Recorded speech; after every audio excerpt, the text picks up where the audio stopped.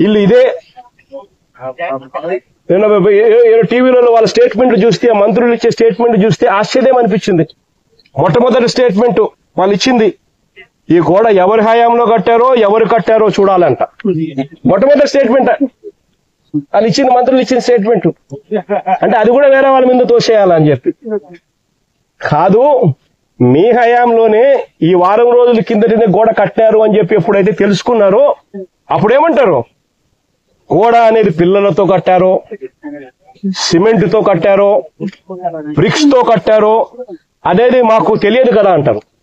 మరి తెలియనప్పుడు మీరు మంత్రుల కమిటీ కింద ఎందుకు వచ్చినారు ఇక్కడికి? ముందస్తు ఏర్పాట్లు చేయడం కోసం మరి ఎందుకు వచ్చినారు? మరి మీ సమక్షంలోనే మీరు ముందస్తు ఏర్పాట్లు చేస్తూ ఉన్న పరిస్థితుల మధ్య ఈ గోడ కట్టడం ఎందుకు చేశారు? 60-70 అడుగులు గోడ పొడుగు, 10 అడుగుల ఎత్తు, కనీసం ఒక కాంక్రీట్ పిల్లర్ లేదు. గోడ ఏ రకంగా కట్టనిచ్చినారు? కొత్త గోడ అని తెలుసు, రాత్రి వర్షం పడిందని తెలుసు. చందనోత్సవం జరిగే ప్రతిసారి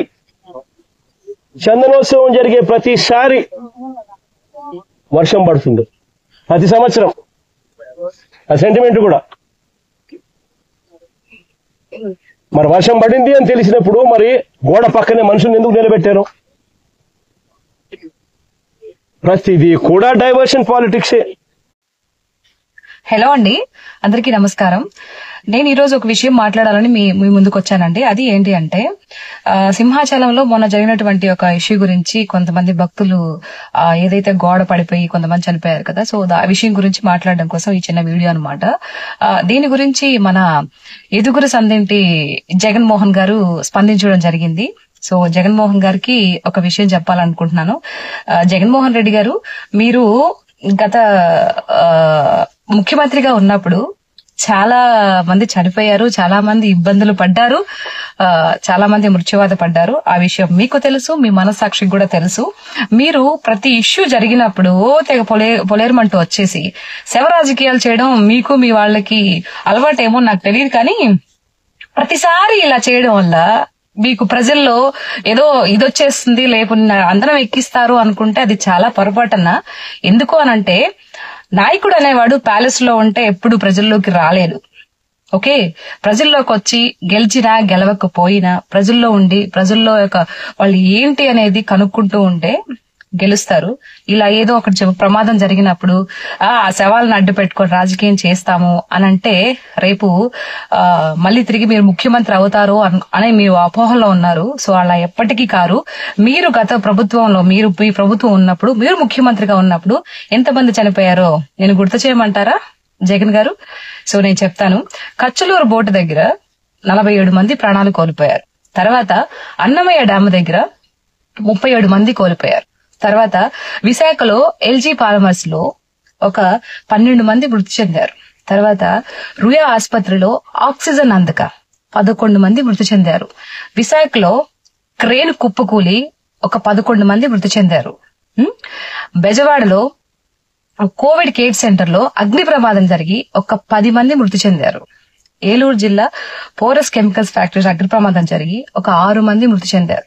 ప్రకాశం జిల్లా ప్రామూర్లో శానిటైజర్లు తాగి 13 మంది చనిపోయారు. సో వీటన్నిటికి గాను జంగారెడ్డిగూడెంలో నాటు సారాయి తాగి ఎంతమంది అంటే అక్షరాల 46 మంది మృతి చెందారు.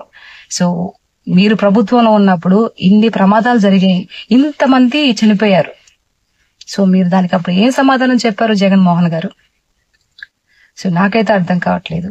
ఇలా చేయకండి జగన్ అన్న గారు. ఎందుకంటే మీకు ఏదో ప్రజల్లోకి రావాలి, మళ్ళీ ముఖ్యమంత్రి అవ్వాలి, ఇది చేయాలి అని చిత్తశుద్ధి కన్నా ఎక్కడెక్కడ ప్రమాదాలు జరిగితే ఎక్కడెక్కడ ఉండే ఇప్పుడు ఏదైతే అధికార పక్షంలో ఉండే వాళ్ళని విమర్శించవచ్చో, లేకపోతే వాళ్ళ మీద బురద జల్లొచ్చో అని ఈ యొక్క ఆతృత ఎక్కువగా ఉన్నట్టు అనిపిస్తుంది మాకు. నాకే కాదు, యావత్ ఆంధ్రప్రదేశ్ ప్రజలకు కూడా అలాగే అనిపిస్తుంది అనమాట. సో అలా వద్దు. కాబట్టి ఇప్పటికైనా ఇలాంటి యొక్క ధోరణిని మీరు పక్కన పెట్టేసి నిజంగా మీకు చిత్తశుద్ధి ఉంటే, ప్రజల మీద ఒక ప్రేమ, ఆప్యాయత, అనురాగాలు, ప్రజలకు సేవ చేయాలని ఒక అంకిత భావం మీలో ఉంటే వేరే రూట్ మార్చండి. ప్రతిదానికి ఇలా చేస్తే అది కరెక్ట్ కాదన్నా. సో ప్రభుత్వం ఎంతో మంచి మంచి ఫ్యాక్టరీస్ తీసుకొచ్చింది, మంచి కంపెనీస్ తీసుకొచ్చింది, ఎంతో మందికి ఉపాధి కల్పిస్తుంది. సో పెన్షన్స్ ఇస్తున్నారు. సో మీరు అనుకునేవన్నీ ఏదైతే సూపర్ 6 పథకాలు అవి ఒక్కోటి అమలు చేసుకుంటూ పోతున్నారు. సో ఎంతో ప్రగతి పదంగా ముందుకెళ్తుంది మన ఆంధ్రప్రదేశ్ ప్రభుత్వం, రాష్ట్ర పనితీరు అయితే.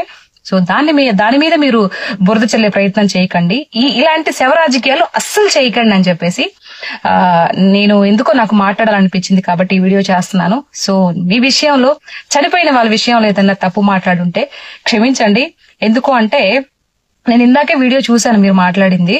సో నేను వెంటనే నాకు అవి గుర్తొచ్చి కొంచెం చూసే చదివాను, ఏమనుకోమాకండి. ఎందుకంటే తప్పు చదవకూడదు కదా, కాబట్టి అదనమాట. సో అవి అన్ని మీరు మైండ్ లో పెట్టుకొని మీ యొక్క ధోరణి మార్చుకుంటారని నేను కోరుకుంటున్నాను. Thank you so much. Bye.